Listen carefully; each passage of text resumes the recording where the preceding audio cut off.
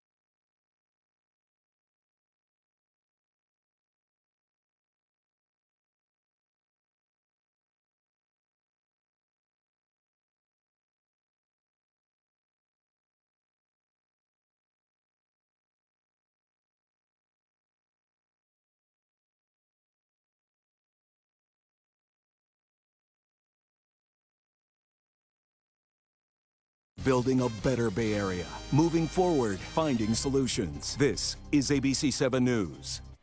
Hi there, I'm Kristen Z. You're watching Getting Answers live on ABC 7, Hulu Live, and wherever you stream. We ask experts your questions every day at 3 to get answers for you in real time. Just 1 week after the San Francisco School Board recall, the board is faced with a major vote tonight that could enable hundreds of layoffs and potential cuts to AP classes, depending on whom you ask. We'll have a parent and the deputy superintendent on to discuss the future. Also, this past weekend saw the return of the largest Chinese New Year parade outside of Asia. Could the Lunar New Year soon become a state holiday? We'll talk about a new proposal with a reporter with our media partner, the San Francisco Standard. But first, the escalating situation in Ukraine. A few hours ago, President Biden announced severe sanctions against Russia after Vladimir Putin declared 2 regions in Ukraine independent and moved troops in as part of what Putin calls a peacekeeping mission. This is the beginning of a Russian invasion of Ukraine. Who in the Lord's name does Putin think gives him the right to declare new so-called countries on territory that belong to his neighbors? This is a flagrant violation of international law and demands a firm response from the international community. The sanctions are primarily economic, designed to cut off Russia's financing. One sanction is the halting of a gas pipeline between Russia and Germany. Joining us now are Nick Bielogorski from the nonprofit Nova Ukraine and Sabrina Pinnell, political science professor at San Jose State University, specializing in post-Soviet politics. Thank you both for joining us. Thank you. Professor Pinnell, I'll start with you. Give us the 30-second primer of what's happening here, the history between Russia and the Ukraine, that region, and Putin's move and his endgame. So first, I do have to say it's Ukraine, not the Ukraine. The second thing is that it is a matter of the end of approximately 8 years of civil war, where 2 breakaway regions, Donetsk and Luhansk, have been trying to first negotiate a new deal with the Ukrainian government for more autonomy, and now Putin has used this as a pretext to declare them independent countries. This is something he's done before. He did this with 2 breakaway regions in Georgia. He did this with Crimea in 2014. So this has happened before. Okay. And why is this so concerning to the U.S. and the rest of the world? This is concerning because in order to do this, he not only moved troops to the border with Ukraine, he moved troops into Belarus. He has troops on the border of Ukraine in Moldova. This is now not just a potential attack on Ukraine, it could be attack on actual NATO states. So Ukraine is caught in the middle, but this could go even further than Ukraine. I see. Nick, Putin is now questioning Ukraine's right to exist as an independent country. How do you interpret that, and how do you feel about that? Well, right now it's crystal clear that this is a war for democracy and rule of law. Ukraine needs help. This invasion has started, and Russian troops are on Ukrainian territory in Donbass. We need crippling sanctions on the entire Russian financial economy sector and security guarantees in whatever way US and the free world can give it to Ukraine. I believe Putin's goal is to destroy Ukraine, and the world should act now to fend off this hostile attack. Before we dive a little more deeply into the sanctions announced today, Nick, I know you do have lots of contact with friends and family in Ukraine. Talk about your level of concern for their safety and what it's like for them right now. I am from Kharkiv, and my family is there. It's very close to Russian border. I am very concerned, and the folks there are very nervous. Some of them are evacuating. Some of them are staying put. A lot of them are signing up to be in territorial defense units. This really matters for US as well, because Ukraine is a peaceful country. We never attacked Russia. Ukrainians want peace. And this is not just about Ukraine. This threatens the entire stability of the world, the strength of international order and peace. In addition, it will risk raising fuel prices around the world. That is something President Biden referred to today as well. Professor Pinnell, how effective do you think these sanctions might be? President Biden wanted to hit the banking system in Russia, the elites, and of course there's that gas pipeline. Will all of this be enough to actually influence Putin's actions? One thing to keep in mind here is that Russia has been planning for this for a while. So it has been dealing with the sanctions imposed with Crimea for a number of years. So that has to be put into context. It may take more than sanctions to convince Russia, but the question is, what would those additional measures be? We'll have to see if the sanctions do have an effect and exactly what kind of damage that might do. Right. In fact, President Biden did say this is the first tranche, right? And I was going to ask you, what are the other tools in the toolbox? Because it seems like us sending troops is something that's been ruled out. The issue of sending troops into Ukraine could definitely inflate it in ways that would be against U.S. interests. However, we have to think about NATO countries that are next to the border of Ukraine, and as well as those bordering Russia, so that includes the Baltics. But also the fact that there are troops in Belarus are very concerning to the countries of Poland and Hungary as well. We have to think about a wider scale than just Ukraine, but also remember that Ukraine is caught in the middle here. So, Nick, given that, do you feel the U.S. government is doing enough? And do you think the international community is doing enough?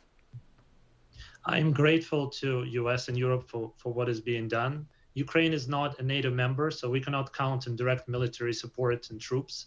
But Ukraine did give up its nuclear arsenal in 1994 in exchange for security assurances from US and other countries. That was the Budapest Memorandum.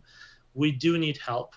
We do need stronger sanctions. We need more defensive weapons to fend off this Russian aggression.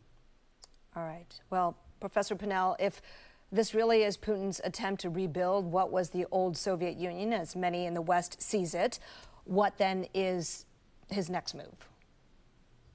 It'll be important to see how he's going to interpret what Donetsk and Luhansk really mean. According to the Minsk agreement, it could be where the Russian troops are. It could be all the way to the formal borders that happened before the Civil War. The next thing to focus on will be, will he extend it even further into Ukraine? This pretext he's manufacturing is meant to secure the people that are in Donetsk and Luhansk.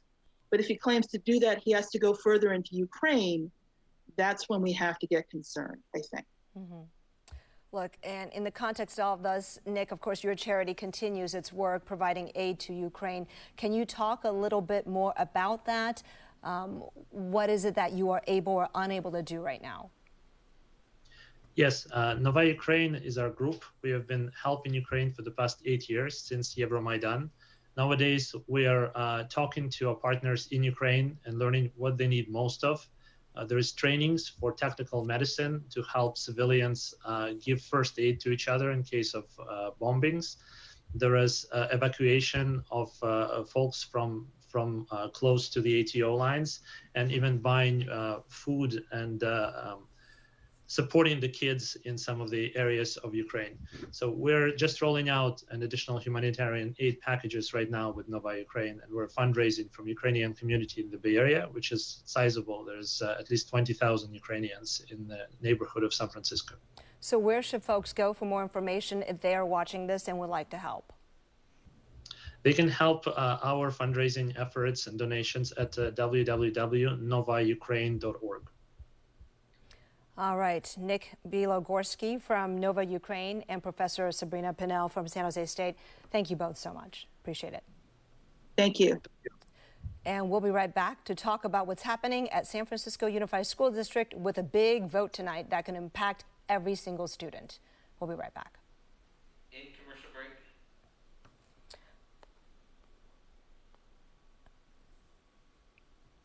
Thank you for joining us. We have another interview coming up in just 2 minutes. Please stick around.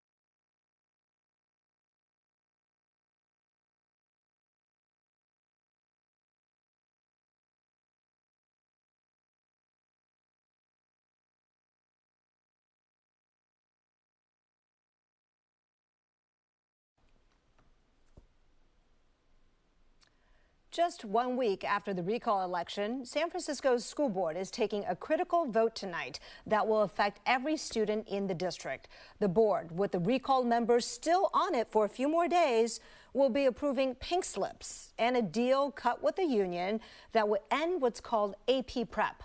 Today, the union that represents teachers held a rally urging the board to vote no to potentially cut hundreds of staff jobs. We need more, not fewer. Social workers and counselors. I simply don't understand the priorities in the district. I should mention that was some union workers. Members of the union don't all agree on this topic, of course. But joining us now to discuss the plan and the potential impact is San Francisco Unified School spokesperson Gentle Blythe and parent of 2 kids and a district budget watcher, Beth Kelly. Gentle and Beth, thank you both for your time today. Thanks for having me. Gentle, I'll start with you. Ahead of tonight's vote, we understand about 400 preliminary layoff notices went out. Why was that done, and why was that necessary? Well, first, I just want to say that it's been a really stressful time for everyone working in public education, and it's really sad that at this moment in time we have to add to that stress with any kind of preliminary layoff notice. It's important, I think, just for you to know that the only reason that we have to do this is that we're facing a structural deficit as a district. So that means that the money we're getting in doesn't match the money that we are spending. We've got several reasons for that. One of them is declining enrollment. We've seen about 3,500 fewer students since 2019, and the state funds school districts based on student enrollment. We've also seen rising pension costs, costs for serving students with special needs, and a variety of other things that are contributing to the structural deficit. And at the end of the day, we just can't, unfortunately, we can't keep from cutting our workforce, which impacts our school sites and our teachers. Okay, when you talk about the structural deficit, I think that's the $125 million that we've all reported on, and that's already been approved, the cuts. Is cutting hundreds of teachers central to that? And that is, I understand the process that sometimes you send out these preliminary notices, but you may not actually have to cut that many. Do you foresee having to cut hundreds of teachers actually? Yeah, thanks so much for clarifying that. What's going out on March 15th and what the board will be asked to vote on tonight are what are called preliminary layoffs. And those are layoffs that indicate to our employees that they're in a role and a position that may need to be reduced.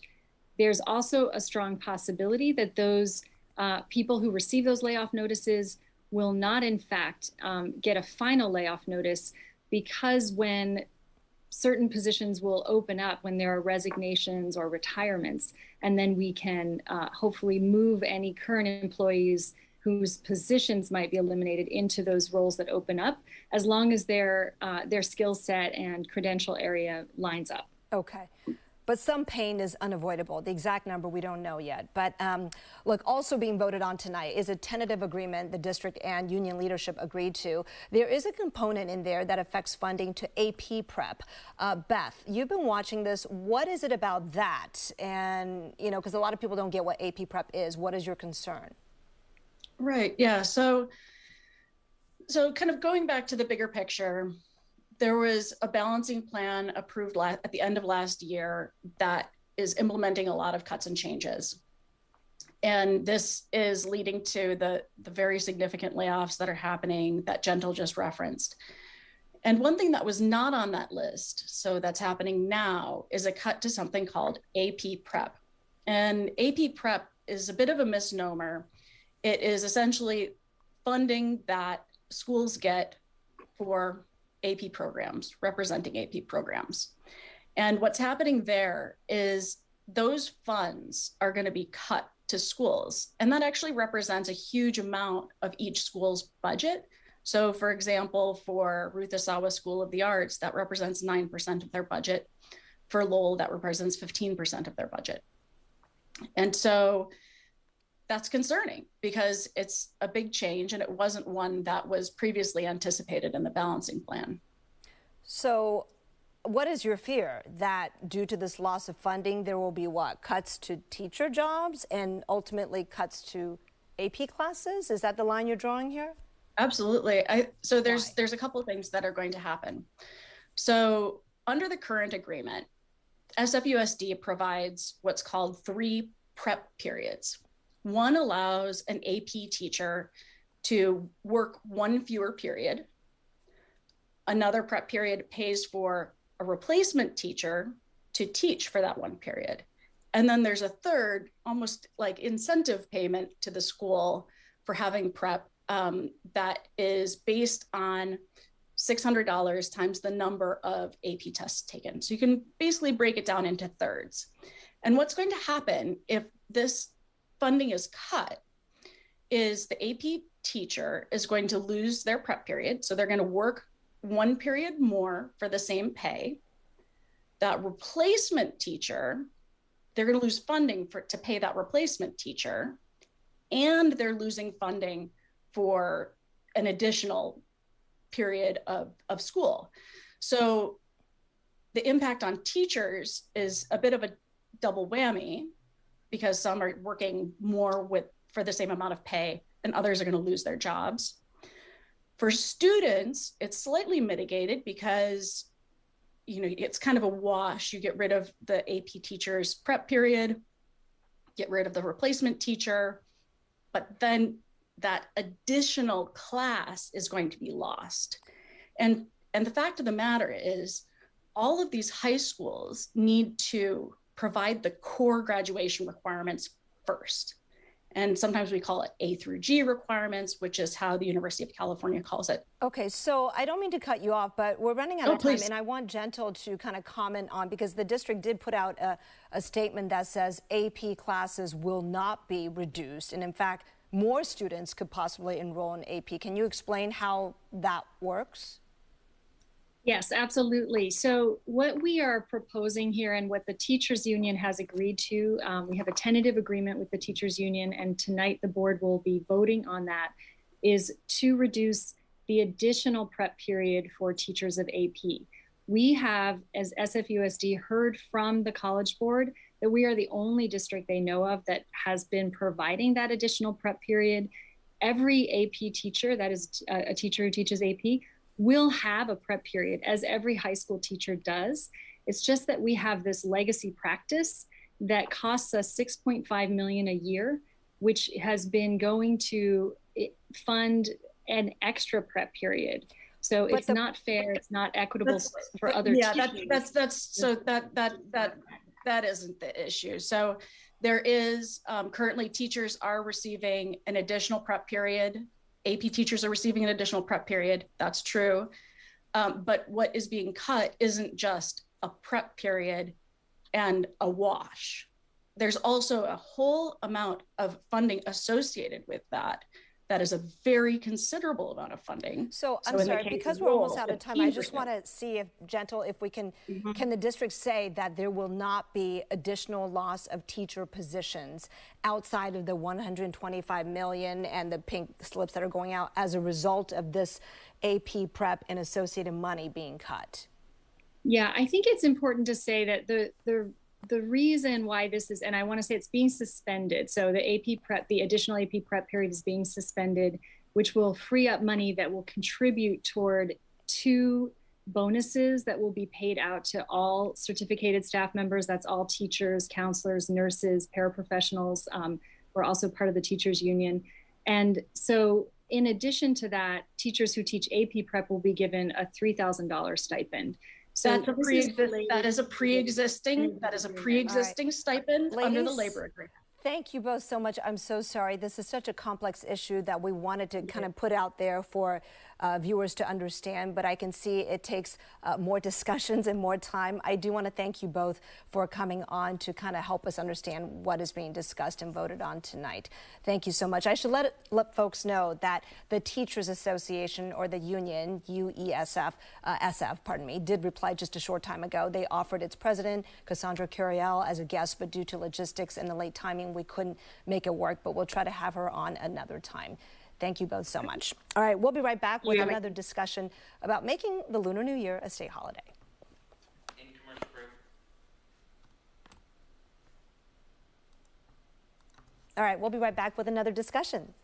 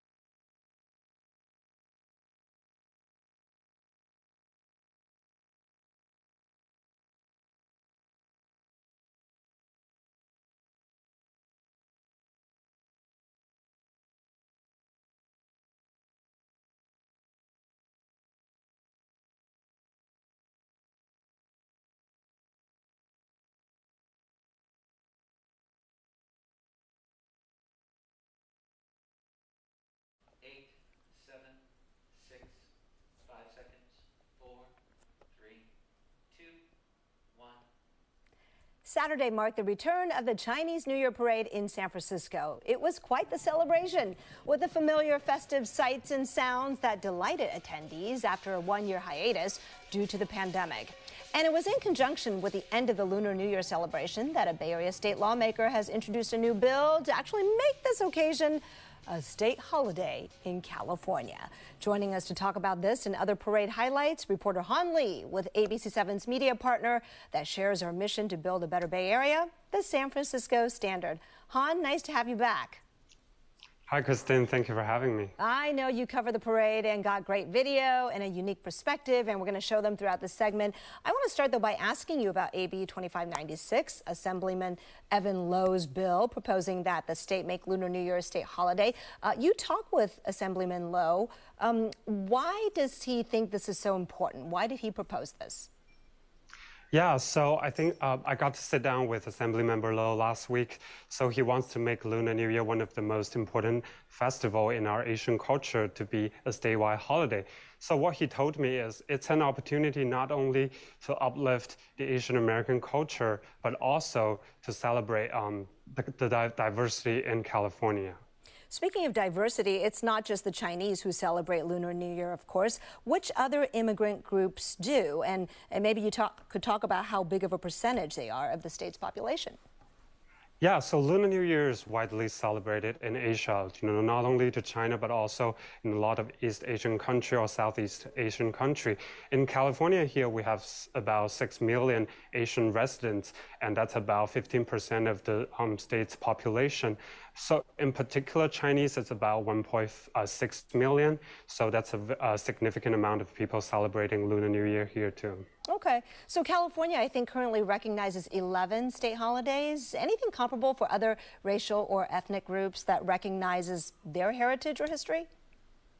Yes, so we have MLK Day, and also San Francisco just changed the name of Columbus Day to Indigenous Day. I think both of these will reflect the civil rights movement and also in honor of the ethnic communities like African American community and also Native American communities. All right, so we'll see if this passes. Okay, in the meantime, you were there at the parade. It was held on Saturday. Let's start with the attendance numbers. In the past, we've always heard this is the largest parade outside of China, up to 1 million people. What was it this time? Yes, I did see a lot of people, and also SFPD Deputy Chief announced there's 1.25 million people there in and around Chinatown celebrating the festival. But also I tweeted, I guess that's about 70,000. But on the record, that's a big difference, Han. That's a big on the record, I'm not an expert of measuring the crowd. Yes. Okay. I mean, but did it feel like it was still fewer people than in past years? I do think there's a lot of people, but compared to before, probably still there are some concerns about the pandemic. But it's good to see people coming back to Chinatown, bring back the crowds, bring back the tourists into the community and celebrating the Lunar New Year. Yeah, it makes a big boost to the economy too, no doubt. What was the same and what did you note that was different this year in terms of the mood or who showed up? Yeah, so after 2 years of the pandemic and the community has been struggling with the virus and also the anti-Asian hate violence, I do think there is a hope in the community that this parade can bring back the crowds and the tourists, economic to those merchants, and also just celebrating the Asian culture, welcoming others into the community, be part of it, be a really inclusive environment and celebrating our diversity. All right, Han, don't go away. We can continue to talk on Facebook Live while we take a short break, but we do have links to the San Francisco Standard's other original reporting on our website, abc7news.com. And to watch more of their videos, check out our ABC7 Bay Area streaming TV app. We'll be right back. All right, we're still here with Han Lee, reporter with the San Francisco Standard. Just to get back to talking a little bit about the idea that Assemblyman Evan Lowe has to make Chinese New Year or Lunar New Year a state holiday. If it was to pass, does that mean it would just be a paid day off only for state workers, like state employees? Like, who would it actually apply to on a practical level?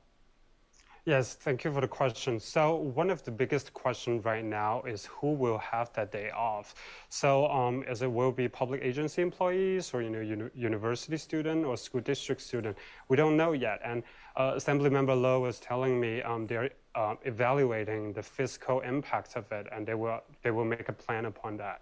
I see. Okay, so how long is this all going to take? I mean, I know it was introduced was it the last day that he could have introduced this bill, I think, for this session, right?